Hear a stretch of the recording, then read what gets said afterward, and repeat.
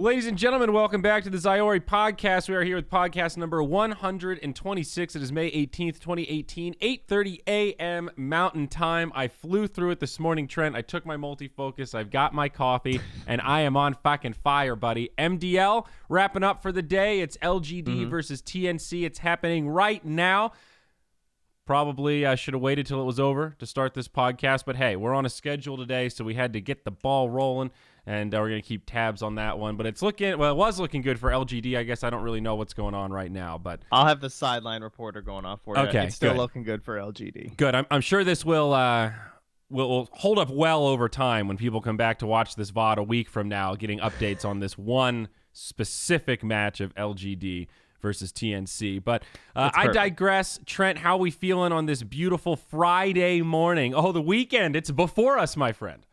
It's time. It's time. I don't know. What does a weekend really mean these days in our Nothing. lives? The weekend just means you get to hang out with people that have normal jobs. So that's nice.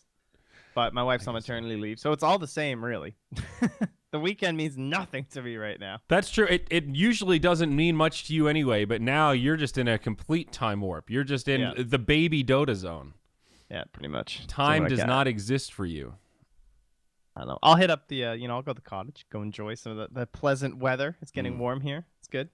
Yeah, it's starting to warm up here as well. It's Boulder Startup Week this week, Trent, and that's what we're doing today. Carlo and I, we're going to investing in blockchain. That's the first thing on the docket for us today. Wow. It's going to be so look, I'm wearing a collared shirt, Trent. What, you think this is by happenstance? It's because I'm going to get up and go. We're going to finish this podcast, and I'm going to get in the car and get my networking on in old Boulder, Colorado. It's going to be a good day, bud. We're going to drink ritzy coffee and talk to some rich folks about the wonders of Bitcoin.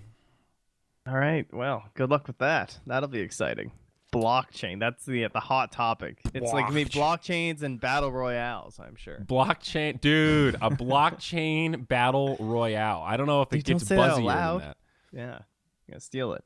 Dude. I heard Call of Duty, speaking of battle royales and speaking of getting on the hot shit, they've talked about a battle royale battle royale mode announced called Blackout. I mean, literally, even the promo is them like, parachuting through the sky. It's gonna be the same thing.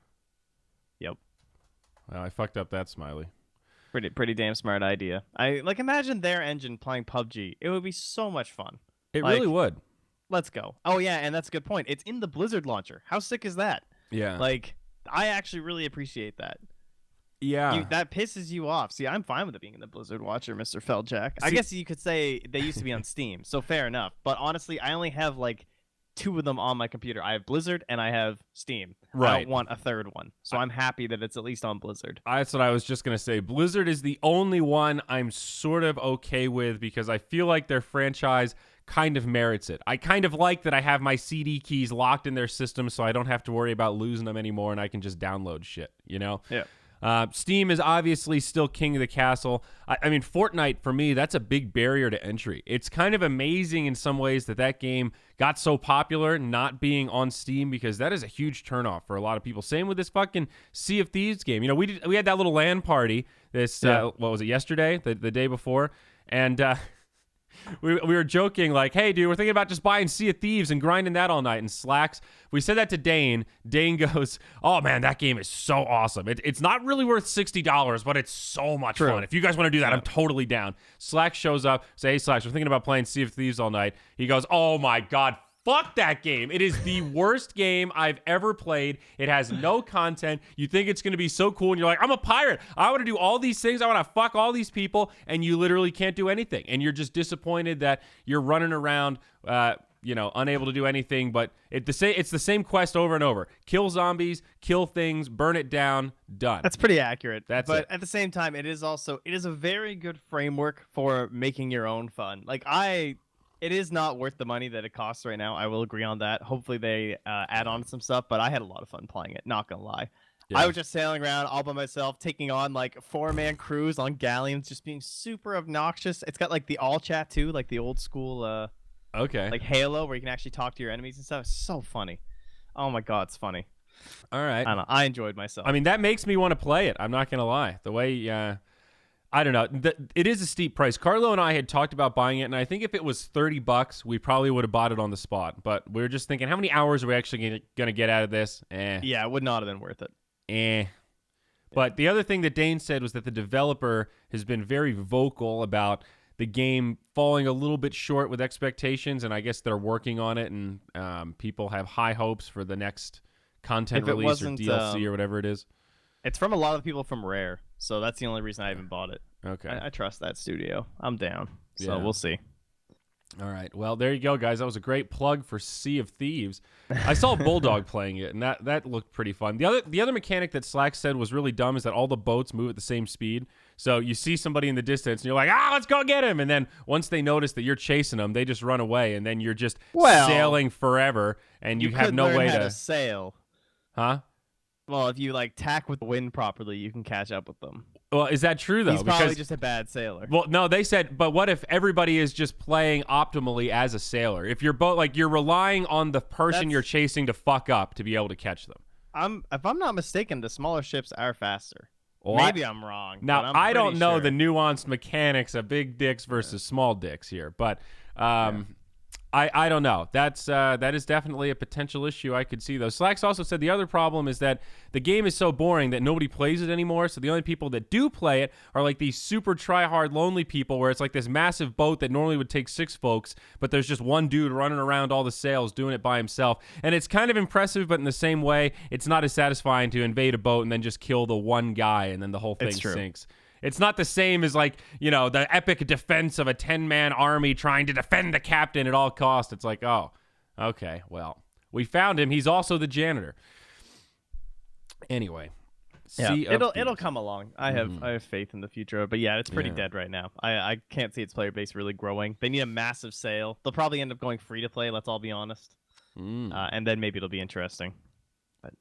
We'll see. Now, that would be cool. That always sucks for the early adopters, though. I shelled out $60. Now I get to play with all these wabos that don't care about the game and didn't have to pay a goddamn dime to be here. I mean, when Han did that, it was pretty brutal. They were a paid game, then switched to free-to-play, and they had a legacy deal where you still got access to a lot of the heroes or something. I forget exactly how it worked, but it still stung a little bit. You had this feeling of, well, fuck, why did I pay for this when all these people got it for free now? Fuck you guys. I'm going to go play a Blizzard game. Yeah, pretty much. Well, what else is on our docket here today? Well, so let's talk about the Battle Pass, dude. Okay, that's what we're talking about. That's right. I had my Dota client open ready to talk about Battle Pass. That's the big one. So we did the Battle Pass countdown. I think it's been exactly 10 days, maybe 11. Since we were able to see the release of the Battle Pass that I've been calling the Compendium.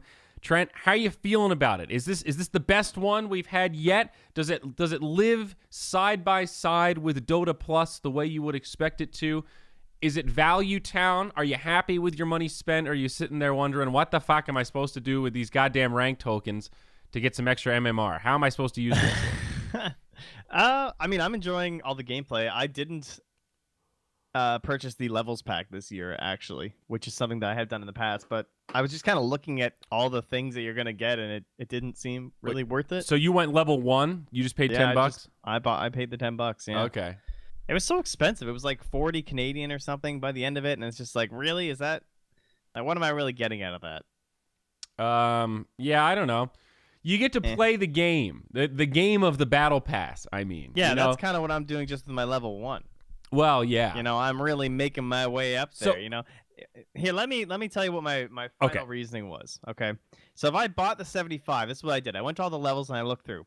If I bought the 75, after 75, it's pretty in between for getting a lot of your rewards, right? Let me count some chests here. So after 75, there's a chest at 80, and then there's a chest at 140, okay? Mm-hmm. And I was like, shit. I'm never going to grind that. That's so much Dota playing. And I was like, let me look at my level 1. Oh, let's see. I'm going to get chests at... I've already unlocked one more chest, and then I'm going to get another one at 22, and 34, and 46. And it's oh, okay, so I can actually enjoy myself playing through this thing, and I'm going to get a bunch of shit along the way. So okay. That's why I did that. I hear that. There's that same argument with World of Warcraft. You can buy so many ways to just power up with your friends. It's but I kind of want to enjoy the game. I don't want to rush through the content. I want to read the quest log. So I get you. It's about the journey, not the destination. Now, I did talk to a few power users. That would be Dane and Slacks. Both of them are like level fucking 700 or some stupid amount. Dane said he bought levels up to the break point where you get to wager more per week. So if you buy that immediately, his whole thing is you buy that break point and then he tries to grind to whatever, what is it, 1,000 or 2,000 to get the Roshan or whatever. Like, he just tries to grind from that point forward, which is kind of a cool strategy. If that's your goal, that is a value way to do it. The other thing is there's a break point later on for the amount of money you can give people with tips. So now his tips are 100 instead of 50, and I think it starts at 25. So he was saying that now if he min-maxes that, he can give somebody a level a week guaranteed. So if one of his friends does that same thing, you can trade, and that's a way you can kind of power each other up. So there are some high-level breakpoints, but it requires a pretty significant upfront expenditure to get there. So I don't know, dude. That's not me. Yeah, that's not really me either. I'm looking through now at all these things I'm never going to see. What is the promise of imminent revival coming soon? Ooh, spooky. I'm just like reading through. I don't even know what half of these rewards are. No, I don't know either. I'm not that wild about cosmetics, and I have that problem with Dota cosmetics now. For the heroes that I really play a lot, I've got the cosmetics I want. Unless they come out with something like mind-numbingly crazy. Oh my god, wow, I can't believe they put a penis on it. I'm pretty good, Like that Dazzle pipe, it doesn't get better than that. That thing's from fucking Nexon. Nexon doesn't exist anymore. You can't make vintage items like that. Yeah, you're all too cool. But have you been doing a lot of your cavern crawling? No, I have not. I've not. What? So the cavern crawl is just so that you can get those sets, right? That's the whole point of it. Yes. So no, but you also get battle points playing it too. So like along your journey, you'll find battle point things. Okay, so I have not, but I should. Right, you definitely should. Okay, and this cavern crawl thing, this is what everyone's talking about with turbo mode and this new meta. Turbo mode lets you do it, so you can just play any hero and the games can be like 15 minutes. Okay. See, look, MRP says turbo mode is such garbage Dota. See, I've actually never played turbo mode. It's not appealing to me. I read it and I was like, hey, that's cool. I bet some retards will get some enjoyment out of it. The next day I saw Carlo play it and he said, turbo mode's awesome. I'm level 15 in 5 minutes. And I was just like, yeah, exactly. I'm out. I don't want to, No, but I don't know. That's kind of fun in some ways because like literally there's no rules. Anyone just picks whatever hero. You're going to guaranteed get like 2 core items at a realistic time. And if you're playing with friends, it's basically just a bunch of team fights. It's pretty damn fun, not gonna lie. All right. Now, there are some lame things like Sniper, pretty annoying in turbo mode. Aren't carries in general pretty stupid? Like Spectre, for example, you just press R and you're just balling on people. Yeah, Spectre's pretty good. I mean, there was one guy in my game who just picked Doom, and I was like, really, dude? You're just going to play, like, fucking Doom in turbo mode? He's just, like, already, like, level 10 or something. He's got maxed out Scorch Earth and coming at me with the big sword, and, yeah, he's just wrecking everyone. It's like, well, this was fun.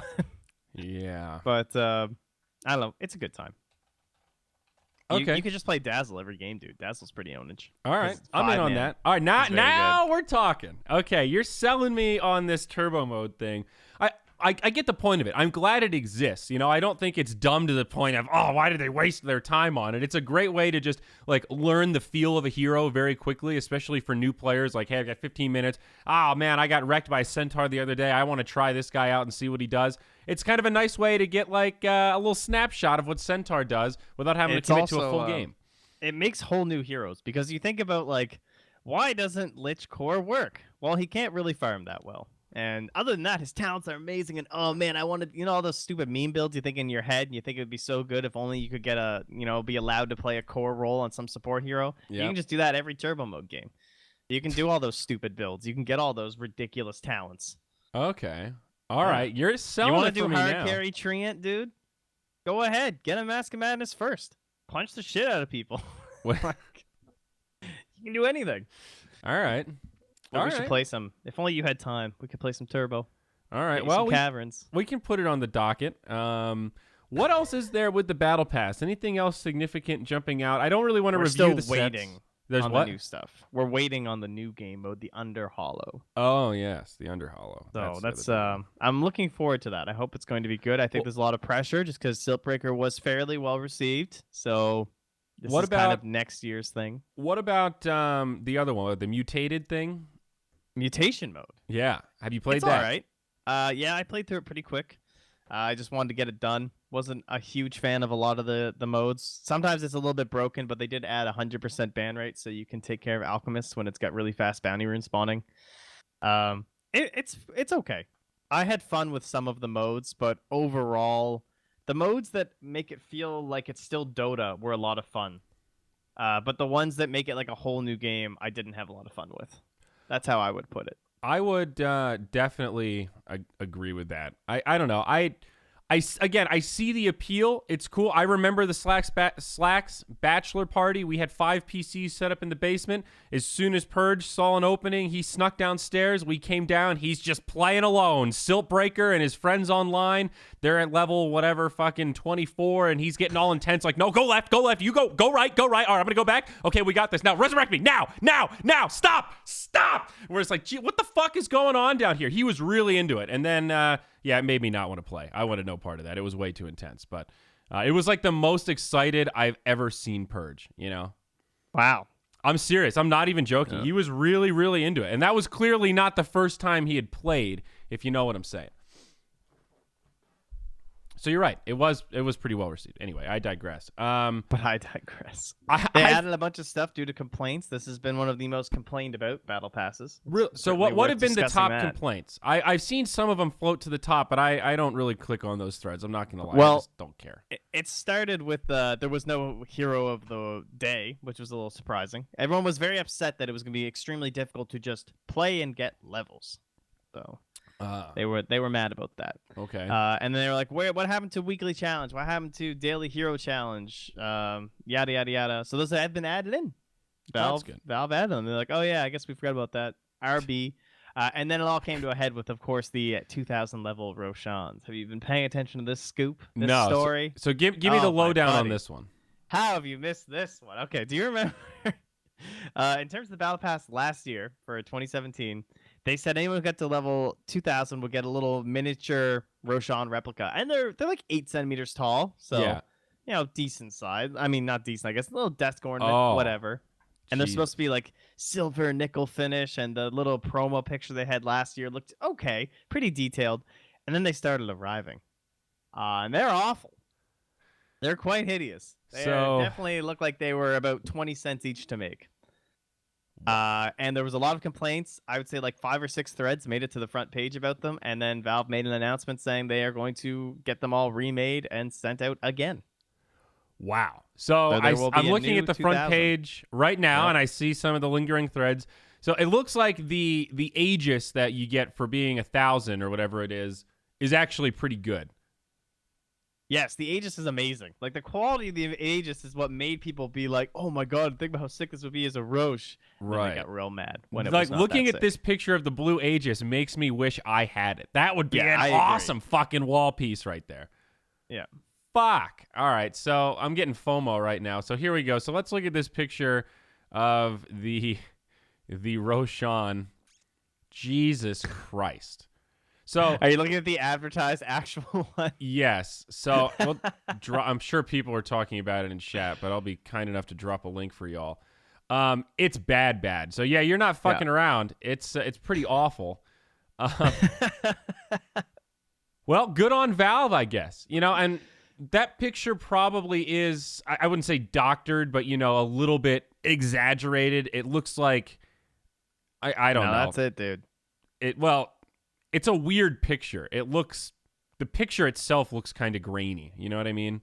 Yeah, there were enough complaints, though, that clearly it is not up to the standard, though. I have a little bit of experience with 3D printing. Not a lot, but I bought a MakerBot 2 like, 6 or 7 years ago, whenever they came out. It was this really weird niche. Like, I drove to Manhattan. They had one store. The store only sold one product, and it was this stupid MakerBot. It was like $2,000 or $2,500, and it was supposed to be like the first, like, actually affordable consumer grade 3D printer where you could, like, if you were really poor, you could just print a kitchen set, just print yourself some cups, print yourself a plate. You Why not? bought one?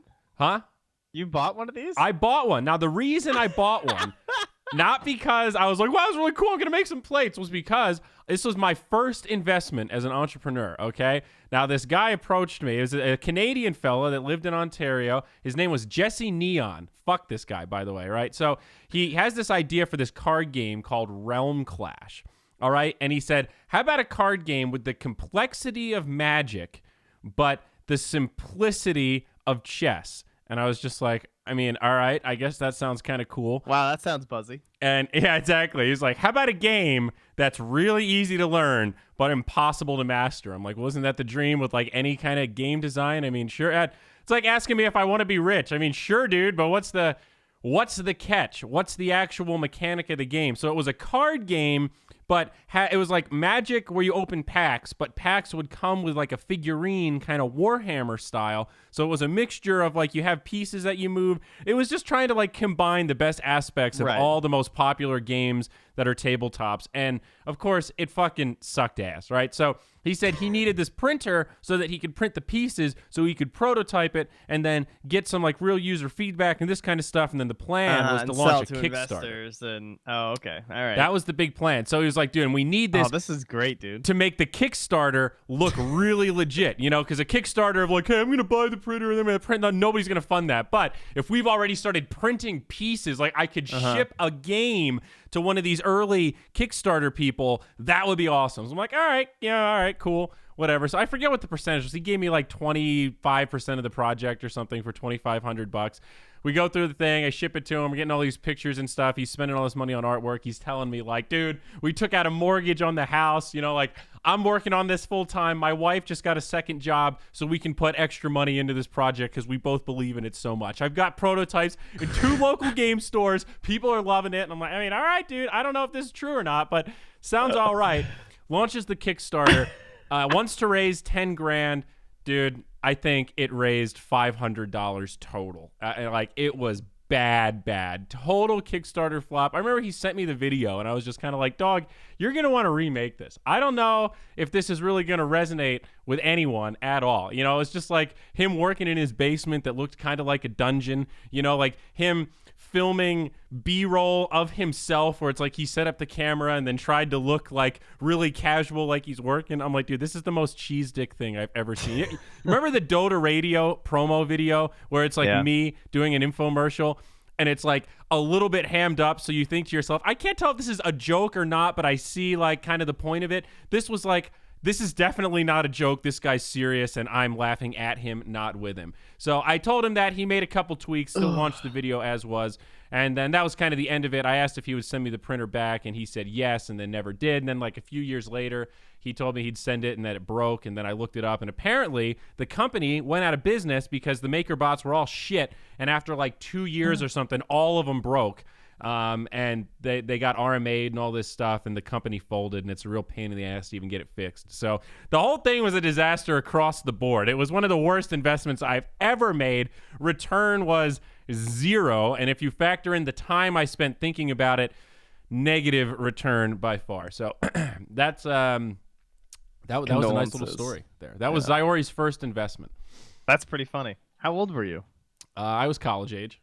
All right. I was like mean, that's not sophomore in awful. college, something like that. Hey, man, what if it worked out, though? What if you had created War Magic Gathering Hammer? I mean, you could be rich. But what's crazy about it, right? Remember that guy that was on the podcast like 10 or 15 episodes ago, QXC, that ex-StarCraft pro? That guy was like, he's maybe a year or two older than us. He made that game only a few years after I got involved with that Jesse Neon guy. So... I had the wrong person, but you never know. Yeah, it could have been a thing. That guy's Kickstarter raised like $400,000. That could have been me. Dude, I think TNC are actually going to win. Oh, really? It's going to game stunning. 3? It's 63 minutes, and they're somehow up 10K. And they just killed Tinker and Bounty with no buyback. Wow. Why are you guys here? What's your problem? No, I'm just kidding. But seriously, though. Apparently, this is wow, Lycan's dead with no buyback. I think TNC might have just won. Ame's dead, no buyback. Is it over? Man, we're missing out on the Kyle hype right now. I've been in. Oh, Wow. GG. They actually won. Incredible. Holy So it shit. is going to go to a game 3 there. Wow, I ended up picking a That's bad awesome. time to do the podcast, but still a hype game 3. Very exciting stuff. Wow. PNC, the legends. Dude, I actually thought they were going to win that 100%. Any game that has a Tinker, Bounty, Lycan, and then a Razor, I'm pretty skeptical about the other team's ability to handle that. But I guess in Tim's we trust, right? He was the real savior there. Do it, Tim. Actually, I'm just gonna ask now. Have they? I see the Bobble Boy has said talk about the MMR reset because theoretically it's supposed to be the 22nd. Have they released an official date yet? Does anyone know? So I'm curious. the MMR reset, that date is based on, they said it would cycle 6 every months. 6 months. Right. So So theoretically, it should be the 22nd, according to when it actually came out. I feel like they're gonna make an announcement. There'll be a special day. yes. But, So that'll be interesting. definitely not one of those like every 6 months at midnight, as soon as 6 months rolls over, fuck that. It's like a general kind of, roughly twice a year, we're going to get an MMR reset. Now, remember, I use air quotes. So this is when somebody was arguing with me on Facebook, of all places, about this with the MMR reset, because I recently just got Ancient, right? My grinding has paid off a little bit. I'm sort of moving upwards. That's exciting, right? You know what my reaction was when that happened? I was really... So it was, all right, too many things coming into the brain at once here. The multifocus is working, Trent. It's very strange to me how this system works because it's not based just on raw MMR, right? Like I grinded up to a certain amount, got Legend 5, lost 4 or 5 games in a row, went back and forth, and then won 5 games in a row. And then after winning 5 games in a row again, I was at the exact same MMR where I'd ranked up to Legend 5, and then I ranked up to Ancient 0 again. So my MMR was net 0, but I just won a streak where I dominated and played really well and had 20 kills and 20 assists on Dazzle. And it ranked me up. I don't understand. So how does it work, my friend?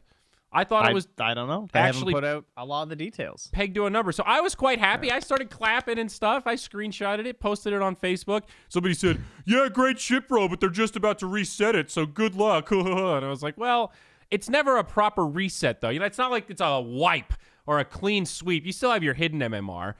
Chances are you're going to calibrate within 1 or 2 ranks of what you ended at the last season, unless you lost a shitload of games or something, Was it Bobble Boy? God damn it. Fuck you, Bobble Boy. Jesus Christ. I like Bobble Boy. Bobble Boy. That's his name was not Bobble Boy on Facebook. So how am I supposed to know? That's great though. What a small world. Well, thank you for coming on so we can talk about it, my friend. But seriously though, I think literally unless the only real breakpoints, like if you're Divine 0 and then after you hit that point you lose you go net minus 30, you might come back and be calibrated lower. But if you were roughly even, your hidden MMR is there. It keeps you steady. So, well, if it's anything like previous recalibrations, one would assume that you can get theoretically you were supposed to jump up more and also fall down more when you're playing your calibration games. In theory, the logic was that it's actually plus and minus 50 and not 25, but who knows? Obviously, they don't make those things very public. I mean, that might be true, but if you do that math, so let's say what's the average score on those kind of games? If you go positive, you play well. Maybe you go 7-3. Maybe you go 8-2. If you have a really good run, it's still not that crazy of a swing. Right. Calling it a reset is a little bit disingenuous. That's true. It's a crunch. It's a time where you can get a little bit of recalibration, perhaps, but nothing replaces the good old-fashioned grind and just improving the skills. Now, this reminds me, one of the other things in the Battle Pass I wanted to ask you about, these tokens, the weird, you queue with your friends and you each use a token for a 5-stack, and if you win, you get mega MMR or something. I haven't done it yet, but I have 6 of the tokens, so I'm super stoked. So let me read the description. Spend a team challenge token to play a more difficult ranked match than normal. Your whole team will earn extra rank and 150 battle points if you win. You must queue as a group of 5 to play. Oh, I actually didn't know you got bonus battle points. Now I actually want to try it. When do you first get those tokens? Do you have any? Right at the start. I have 3 and I'm level 14. Okay. I think I have 6 and I'm level 115 or something. So I think, so we played a 5-stack. The other night we had a little LAN party night where we played some Moonduck in-houses that some of y'all might have watched on the Midas Mode ticket. That was pretty fun. Those are funny. But we played a pub after that, and we actually lost. And we were thinking that it was so Dane and Slacks are both divine. I'm ancient, Carlo's ancient, and Mott is also ancient. So we queued against people that were all like ancient legend mix, and they actually beat us, but they played pretty well. And we were thinking like they were definitely a 5-stack, and we were joking about the tokens in all chat, and they didn't say, "What are you talking about?" So I thought it was like a separate pool where it's token versus token, but I guess it's not like that. It's just 5-stack versus 5-stack. Yeah, exactly. It's definitely not going to, because if it was using token versus token, that wouldn't make sense, right? Because if you're using your tokens, forever. You should be going up. Oh, so you guys would have been playing higher level people or whatever. Okay, so it's designed to be like you're going to play people that are better than you, and if you kind of upset and rise to the challenge, then you get rewarded with Mega MMR. Right. Okay, that makes sense. All right, That's well, we should assemble the 5-stack and do it. I'm fucking ready. We're not playing with Slacks, though. Fucking Christ. Even when he's on my team, we realized we had the worst composition in terms of, like, team morale. Carlo and I like to do the duel off lane. We're good there. Dane can play mid. That's fine. But Mott is, like, he's a very sensitive carry, okay? He's very prone to rage, and he very much, like, feels like he needs to get free farm. And if he's not free farming in the first 10 minutes, he gets really mad. Really, really mad. Even if we're shutting down the enemy carry and it's like a wash, he starts losing it. And Slacks is probably, so he's extreme as a carry. Slacks is probably the most extreme support on the other end of the spectrum in terms of never buying a ward, never doing anything to really help, but just wanting to kill people and taking less hits for himself. So we put those two in the safe lane together, and it just... I tilted the shit out of them. Our entire laning phase is just disrupted by these two yelling at each other, and Dane's so nice. You're in a bad spot, and he's just like, hey, that's a little risky there, my friend, you know? And he's like super nice, and all of a sudden Slacks is like, what are you, fucking retarded? You know, and they're like literally just, we're all in the same room, and they're just screaming at each other. And I don't know. We played pretty well, but he insists on the techies, and it makes the game very, very stressful. It's very not fun to play against either. We wiped you guys twice in a row, and just you can't do anything. And it's like, oh, what are we gonna do? Well, we don't have a gem. We need the gem. We got to get down. By the time you're organized, ready to go, you just can't do shit. You're just like, oh, I hate playing these games. It's not even Dota. It's like I should have just bought a Midas and played for 89 minutes or some shit. Well, that's why I went. So we played 2 in-houses. It's actually, we should play in-houses more often, though. That shit is really fun. It was fun. Because we almost always play like 5-man stacks, and it's like stressful. And when you're playing in-houses, it's try hard, but like, you know, I don't feel bad about losing if we fuck it up. With Captain's Mode, it's kind of fun. MRP was casting the second game, and I forget. Apparently, there was some pretty funny quote that he said where it's just like, well, Trent, you let him have Techies and Crystal Maiden, so you fucking deserve this, dude, or whatever it was. Techies and Omni Knight. Techies and Omni Knight, that's what it was. I thought Slacks was going to play the Omni, so I didn't ban the Techies. That was a mistake. Oh, man. It was a lot of fun, though. But, dude, if you're around tonight, look, Gary B wants to play some pubs. We should assemble the 5-stack tonight, dude. We should. That would be fun. Post-Pizza Friday, late-night EU, stomping on the East Coast kind of games. Let's do it, GB. Oh.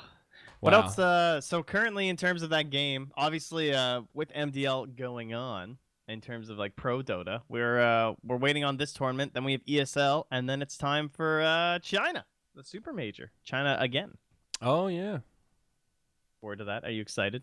Dude, I am super excited. The last trip to China was a little bit bumpy. That was Galaxy Battles. So we were all over the place with that one. Right. Not only from like a content perspective, but also just the trip itself was such a weird mix of, we stayed in this crazy expensive 5-star hotel that was beautiful and really luxurious. But, you know, our handlers didn't even have working cell phones and couldn't get us currency and couldn't really get us basic things that we requested.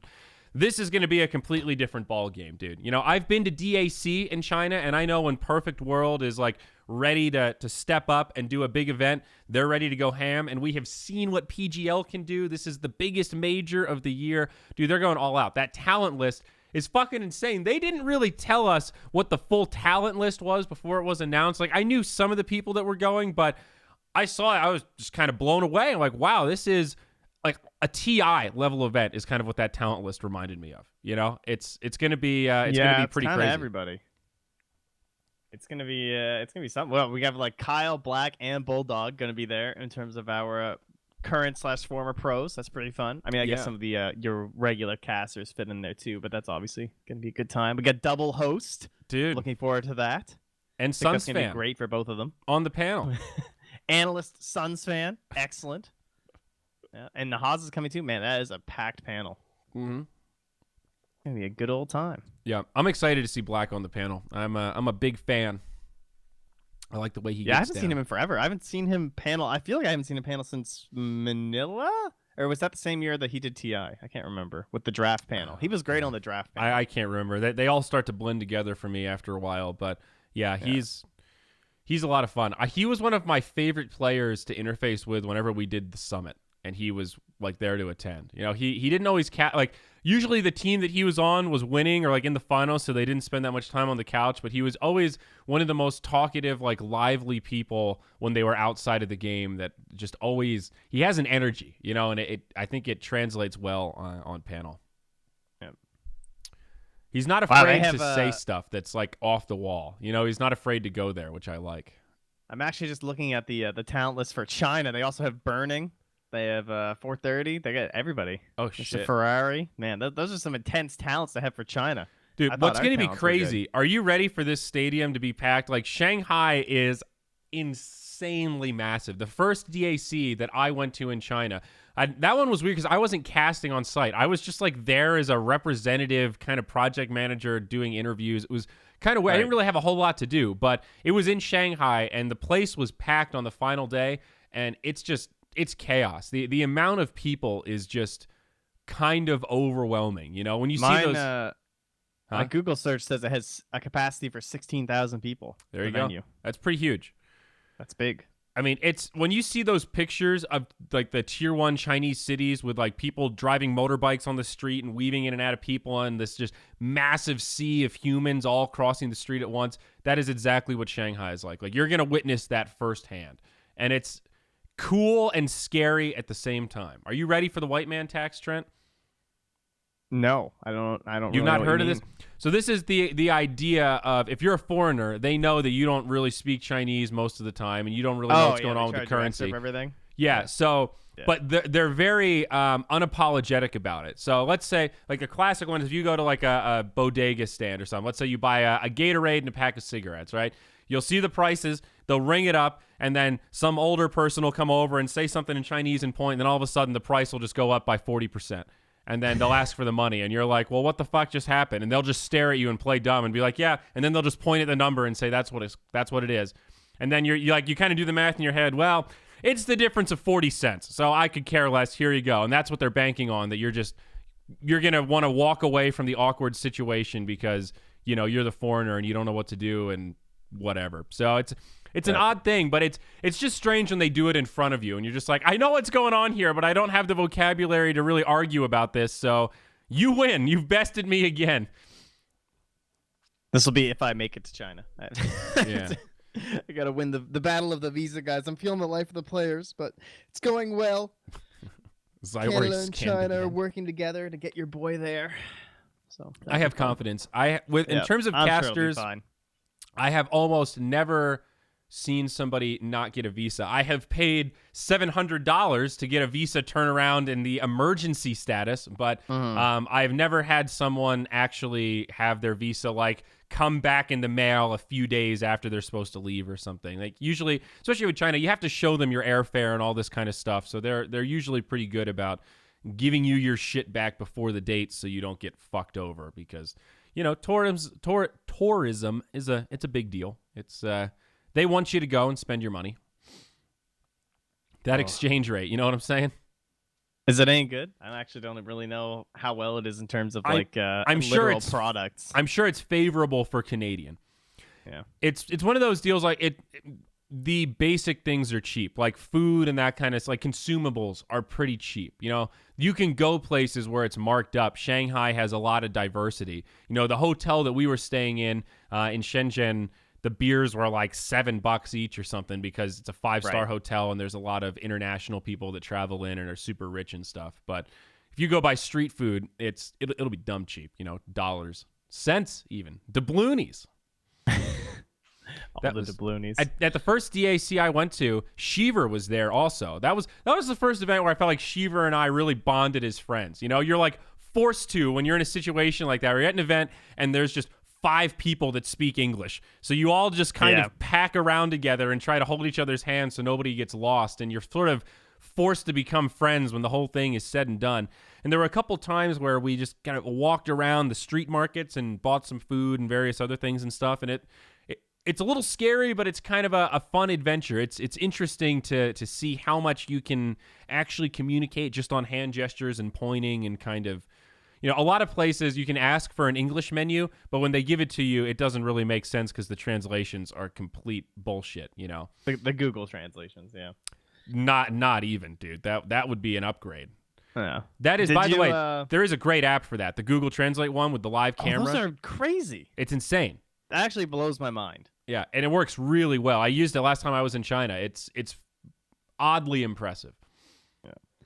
No, I was gonna say in terms of other tournaments, ESL 1 Birmingham's coming up. Birmingham. I always throw on the ham and it tilts people. Sorry, Birmingham. Just how I read it. Birmingham. Yeah, Birmingham. Yes, Birmingham. Blood. Anyway, they're missing a team.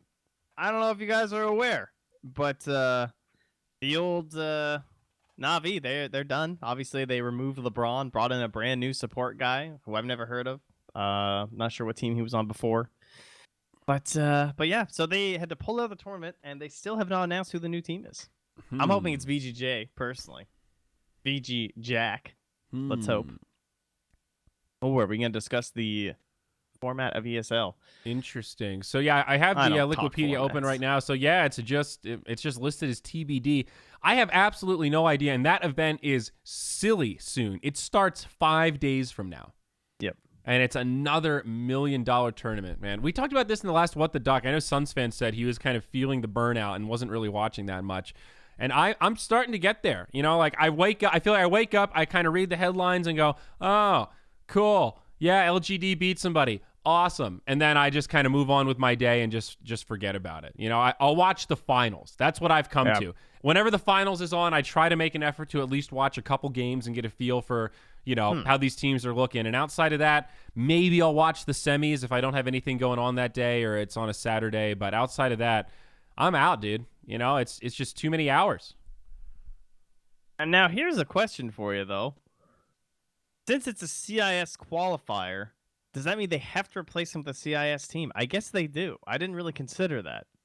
That is a very good point. But you're right. There has to be representation. Yeah. But however, VP was directly invited, so they do still Doesn't have. Matter.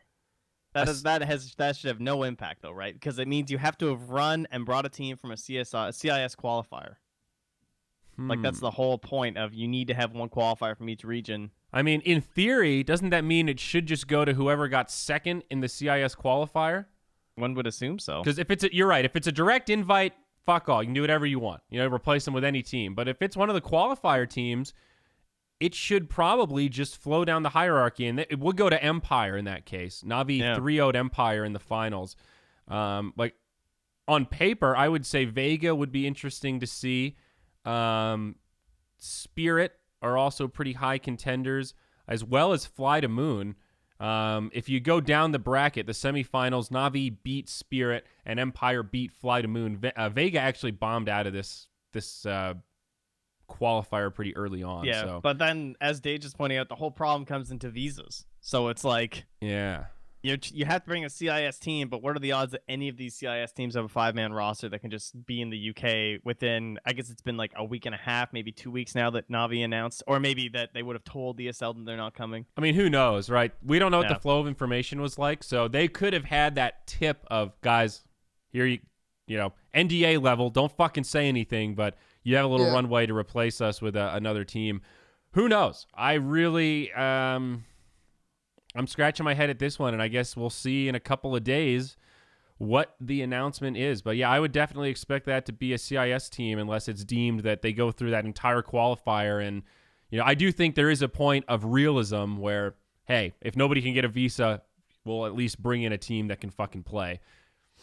And yeah, that would be very stressful. I'm not sure what you do. And then on top of that, the whole event already is being So Just disgust due to the format. So yeah, let's talk about the format. It is a 5-day tournament, 5 days of gameplay, 2 days of group stage, and then 3 days of playoffs, aka That's main a event. damn fast tournament. Yeah. That is for sure. And this is a major, right? I'm not crazy. Nope, 1 million. 1 million. Wow. 1.5K pro circuit points. Yeah, So that's tough. what's the big problem with this format? It is a group stage on the first 2 days. Looks like it is split into 3 groups of 4. Right. And then there's just best of ones to then put you into like GSL. So you're doing your GSL stuff into every time you get eliminated, you do play a best of 3, which I think is them trying to answer to a lot of the problems people had with previous formats where you could just play a bunch of best of ones and be done. So that's why. Yeah. Is there elimination in group stage? Bottom 2 are eliminated in each group? Yes, exactly. And top 2. Okay, so wow. So the group stage is BO1 GSL. Yeah. All right, well that's better than BO1 round robin at least. So we have that going for us. But I see. So that's what these deciders are, where the BO3s come in. Okay, so it's all BO3 elimination decider and the winners match. Interesting. So you can kind of limp into the playoffs by just winning a couple of best of ones, but if you play poorly in the best of ones, then you have to fight for your life with best of 3s. That's a very creative solution. I can see how a bunch of suits sitting around a conference table could see that on a whiteboard and go, that's a really innovative solution. Yes, let's try that. I don't know if I completely hate it. 5 days is a really wonky amount of time to do a tournament. Like we had this problem with Captain's Draft where we had 3 days. What did we have? Was it 3 or 4 days? Fuck, I can't remember now. Oh, you're right. The format up top is listed as best of ones. So the winners matches are best of ones as well. Okay. Because it has it listed as a best of 3 on Wikipedia, but it's not according to the press release. Oh. Yeah. Interesting. So I guess I don't know exactly then. There's a discrepancy, and I'm not sure which way it goes. But it is really tough. Group stages are really time-consuming, and I understand why major-level tournaments feel it's a necessity, but it's like normally you do group stages for seeding into an elimination bracket.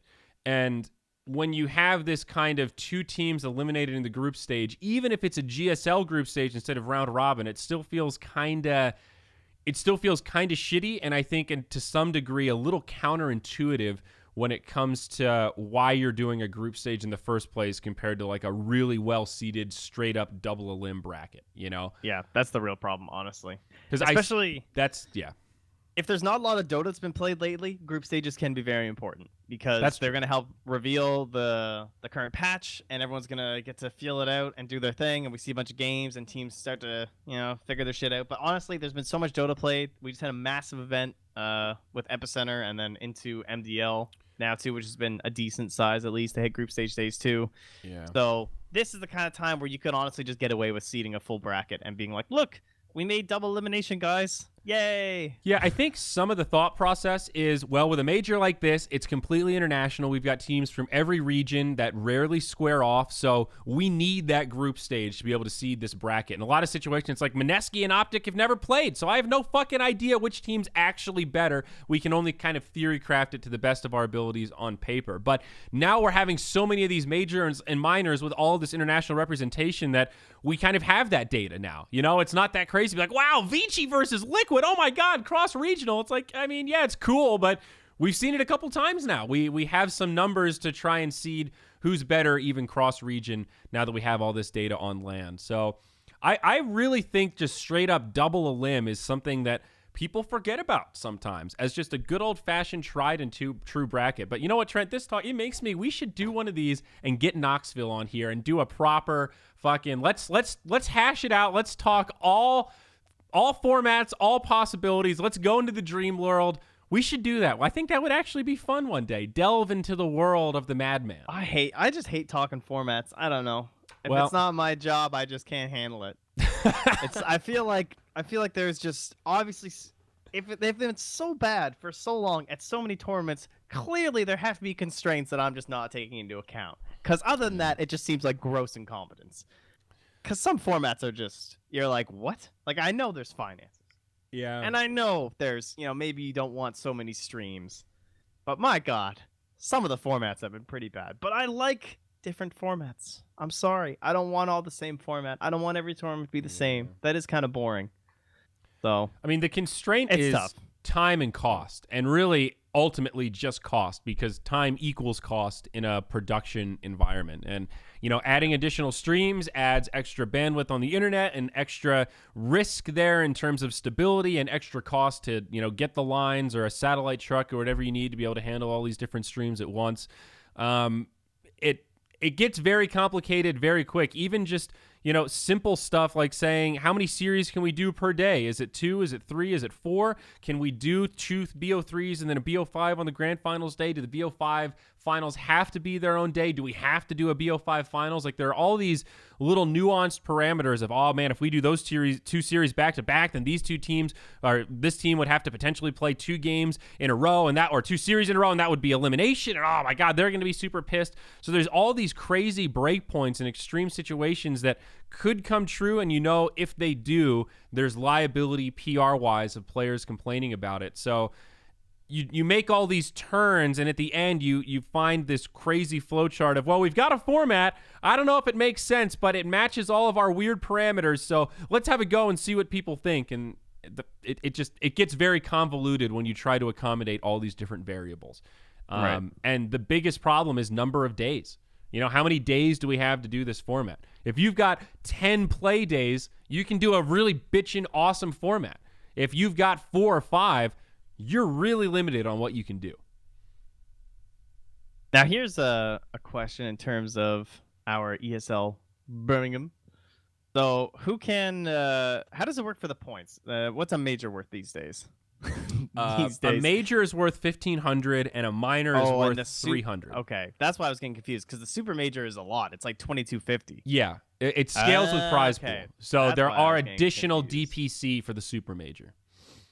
And I think one of the ESL events too, didn't they do a major that had like a little extra? And I think it had some extra DPC in it. So the winner of ESL 1 Birmingham gets 750 DPC points per player. Okay. So, and then that obviously combines up in your team. All right. Okay. All right. Now I'm getting there. So you would have 750 times 3, right? Mm-hmm. So that would max out your team.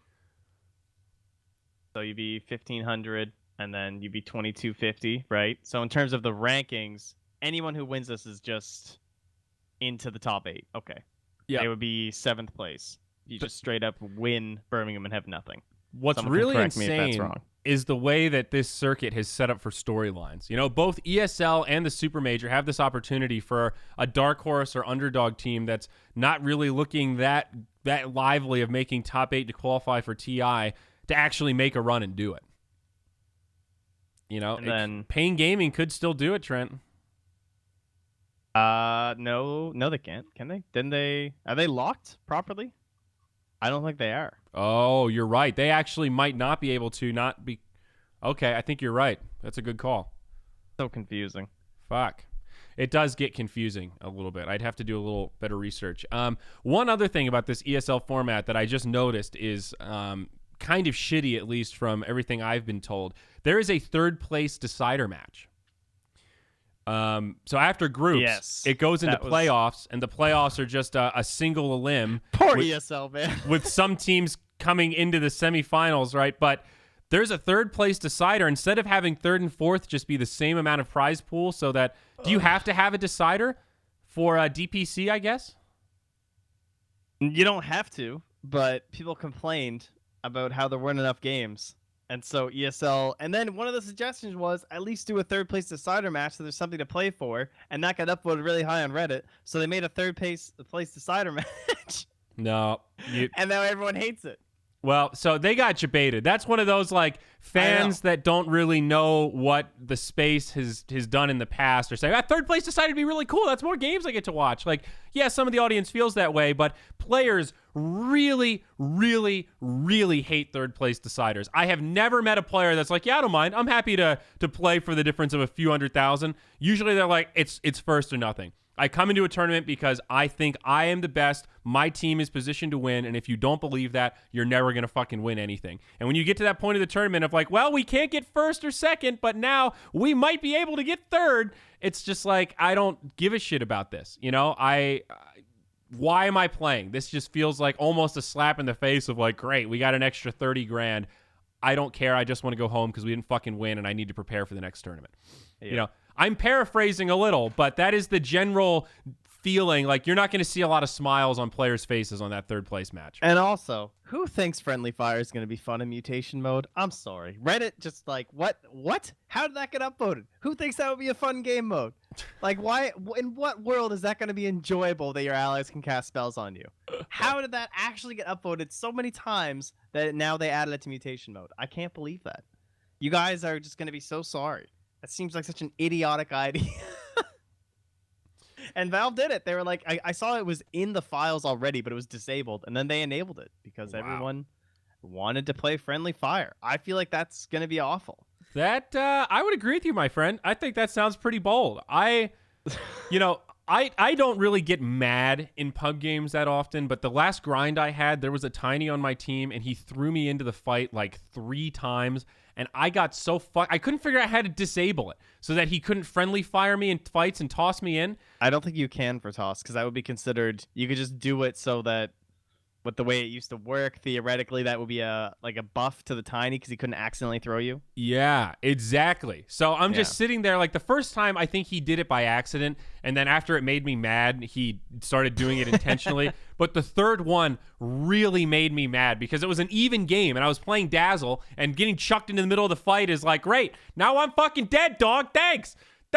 And he, it made me really mad. And I thought by muting him, it would disable it. So in the next team fight, I just ignored my positioning next to him and I got tossed in again. And I was like, what the fuck? You can't disable it? And I just fucking lost it. So that's my little, and that was like a little taste of friendly fire. I'm never going to play that fucking game mode, dude. I'm out on that shit. Yeah, I was pretty happy I got through my 10 mutations when I did. I don't plan on playing a whole lot more of that. I need to try it, though. I'm bad with these game modes. Every year I like say, oh, I'll play it another time, and then it goes away and I miss it. I'm like, oh, Siltbreaker. Yeah, that must have been cool. I missed it. So I'm going to try to make an effort this year, Trent. We're going to grind. Okay. Well, you got to play 10 games mutation. Oh, wait. Is there another checkpoint? Oh, my God. There's another checkpoint. Shit. You have to play 15 games mutation, it looks like. Is that what it is? Well, I guess I'm playing more mutation. There you go. Well, damn. Well, shit. It's about time. Wow. Guess we'll be playing some friendly fire. We'll all queue up, guys. I fully agree with more in-houses. That's what we need. Yeah. That was fun. And we should just keep putting them in the Midas mode ticket because that's hilarious. Yeah, dude, we should start like that. That's the real Moonduck game night right there. Fuck tabletop games. Just play in-houses. Just play in-houses with our accountant who's fucking Divine 4. Yeah, I have to say, there was a major disparity between the two teams, so I thought we did pretty well. Yeah. I mean, it wasn't really intentional. I also thought it was balanced out by we went out to dinner, and I had a couple of drinks before we started playing. I thought that would balance it out, too. I guess it kind of was, because the games were close. I mean, they were close-ish, yeah. But thanks to Dane diving the fountain a couple times is on me. At the end of the second game, when he bought back and then died, he was like, guys, I think I just threw harder than I have ever thrown any game in my entire life. And I am actually very, very sorry because I single-handedly just ensured we will lose this. That was exactly what he said. We were like, oh, man, don't worry about it.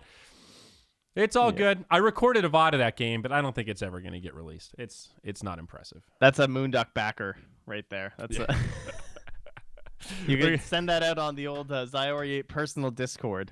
Yeah, there you go. That'll be like a Patreon perk of it's just me belittling Sniff Slack. Central exclusive. Every time I died, I just yelled at Slacks and said, great, dude, great fucking contribution. Just to add to the toxicity. Give him a taste of his own medicine. Yeah, guys, Sniff Central is live. Check it out. I decided that we could have a home for... I wanted to get greedy. I realized that everyone else has their own Discord, so I wanted to have my own Discord. So feel free to join. And oh, there it is. I'm paying attention. Yeah, I really stepped it up. And as you can see, it's only for real Zyori fans, so it's very exclusive. In all capitals. Yeah. Very exclusive club. There's not a lot of them. But But yeah, this is Extremely really exclusive. an exciting time for Dota. This is like my favorite part of the season where you're getting pumped up for TI. You know, it's like we've got our Airbnb booked. We're thinking about TI invites. We're trying to figure out who's actually going to be invited and make it. We're talking about hubs and qualifiers and all that stuff. Like this is the Dota time of the year, dude. This is that time of the year when I fucking delete Tinder and I say, you know what, ladies, old Zyori's busy working on the Dota project. I'm going to be meeting ladies at TI, not on the fucking phone. I'm meeting some Canadian babes this year, Trent. I'm stoked. You can teach me the local lingo. Yeah. You have to watch some Letterkenny and you'll be good to go. Sure. It'll be fine. All right. But no, it really is. This is what we live for, dude. This is our Super Bowl time. So I'm stoked. And I have to say, dude, we struck early. The Airbnb we got in Vancouver, I'm fucking slaying it on the cash flows, dude. Right? So we do this thing. I don't know if this is public knowledge, but I'm going to share it with the world. Right? One of the things we do at Moonduck is every year we basically buy a Moonduck Airbnb for the crew. Right? We never know who's going to be invited, and you always have to plan really far in ahead. But usually, not everyone in Moonduck's going to get invited as talent to be so weird. TI. It's weird how that works out. So, you know, we usually have a place that can seat 4 or 5 people, and our deal is, hey, if you buy your plane ticket, we'll cover your place to stay. And we did that at TI. What are we coming up on? TI 8. So we did it at 7, and yeah, we did it at TI 6. And at the time, it was like $3,800 or something for a big Airbnb in downtown Seattle. And we were really afraid it would be a waste of money, but at the end, we realized it was the smartest investment our company ever made because we bonded as a team. You know, everybody got to come in. We were there. We were doing like that guerrilla marketing. We were meeting fans. We were drinking in the evenings. Like we walked away from that event feeling like, hey, we had a company and now we've got a family. And that was like really, really cool to feel that way for the first time. So the next year we did it again. I found a slightly cheaper place. I found an even cheaper place in Van City. And it is a block away from the fucking venue. You can see the venue from the bedroom window at our Airbnb. So fucking party on, Trent. I slayed it this year with the TI Airbnb lowdown. And now we just have to see who gets invited and who gets to stay in our Airbnb. It's going to be awesome. Gary B stayed with us last year, actually. That's right. That was pretty fun. Maybe we'll steal him again. Oh, man. I like partying with Gary B. Damn, man. Gary B's the legend. He's party hardies. I shared a bed with Gary B. Now that I remember, that was fun. Now that I remember. I mean, you got to, dude. Those kind of downtown apartments, it's not super luxurious. You don't get 4 queen beds. You get 2 queen beds and a couch, and you're fucking bunking up, mate. You know, it's close quarters. I made Pimp Uncle's first ever tacos.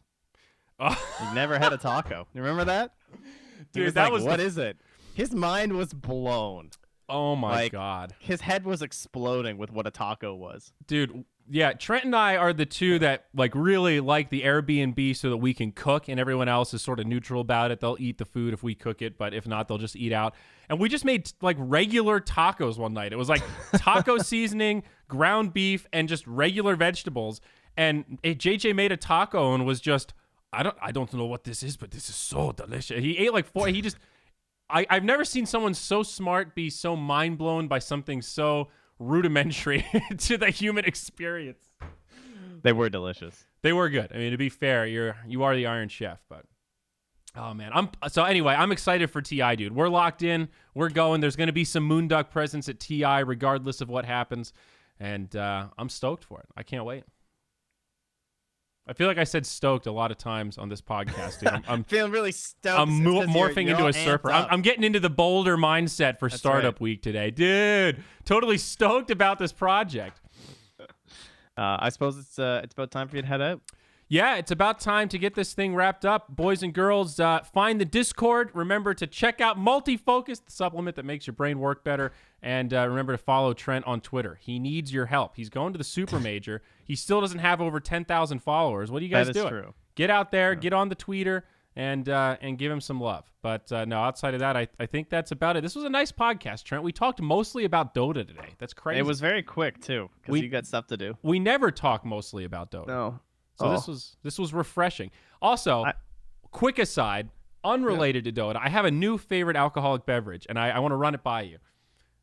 What's that? Fresca water vodka. I could see it.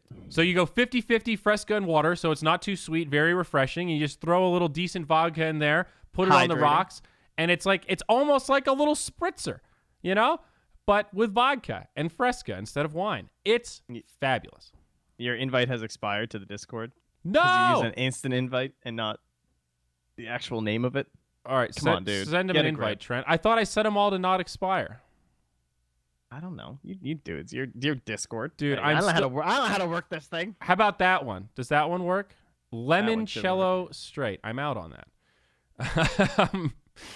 Try that link. If not, I'll tweet another one. Zyori, that's called a vodka soda. Okay. Well, apparently, I thought I discovered a new drink. I guess it's existed for a while. But Trent, you should try. Solid I effort, started mixing all my drinks with water. That's how old I've gotten. You know, I actually slowly, ever since I had old Cliff there, it's been 2 months. It's been 2 months and 3 days now because he was born on March the 15th, and I haven't had to go anywhere, which means I haven't had to get a haircut. And now I don't want to cut my hair. I've been enjoying having hair again. It's kind of fun. You know, I have no requirements. I don't have to be on cameras. I don't have to look good. My hair is going all crazy, but I gotta snip it all off for the super major. I gotta look professional. Yep. Dude, the last Sad day, dude. haircut I got was awful. They didn't cut the top. Oh, you were mad. I remember. That's the first time I've actually come home and then cut my own hair afterwards and been like, yeah, it looks better now that I fixed it. Like, why did I just pay you $23 to fuck up my hair? Carlo felt the same way. It was very strange. Okay, I think I fixed the link. So let's try this again. There's the Zyori Discord. So I have some funny fan arts. I want to make a channel for fan art and maybe get the ball rolling. I want to see some. Do you have any Trent fan arts, Trent? No, I don't. Well, that sounds terrifying. We can fix that, I think. Okay, boys and girls. We will see you next time. This podcast on Zyori.tv, and the VOD will be on the Moonduck YouTube, youtube.com/moonducktv. We are donezo. I don't think we're going to do another one of these before the major. I would be surprised, at least. Unlikely. So we will see you guys in China. Maybe we'll do one from China, but who knows? No promises. Either way, The get caught up firewall on is Dota. dangerous. Enjoy ESL Birmingham. And go watch the end of TNC LGD, which is on right now. Yeah, it's donezo. So we'll see you guys next time. Bye-bye.